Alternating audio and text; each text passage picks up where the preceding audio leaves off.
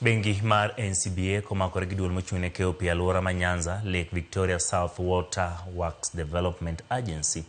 oketo winjruok ma chako bero chenro ma keyo pi aluora ma Nyanza. Bengi no kuom mano ochiwo tangi 24 mag lita 5,000 ne duolno. Kanoloso chenro mag chiwo tangi go, jatatije bengi ma NCBA Taras Mithiga wacho ni gigeto tieko midhiero mar nok mar pi kod neno ni oganda yudo pi maler e kinde duto. Medo ni ma en achiel kuom chenro mag tayo mong'ere ni Change the Story Program. Mageto choro dongruok e kor gwenge, ber aluora, weche somo kod ting'o malo yore yuto mag oganda. Jacqueline Kemunto ma jatatije maduong' mar bangi no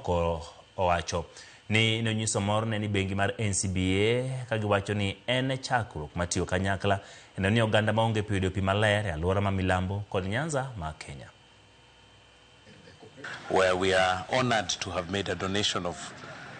the first of 24 of 200 tanks that we were requested. We're particularly proud that this is the first bank that the board has partnered with in this manner, and we believe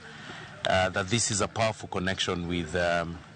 your vision, our Change the Story platform, which seeks to shift our mindsets and the story around how we live and do business. We made a request of 200 tanks because, as you are all aware, as an agency we deal with water, and we have a program under water harvesting where we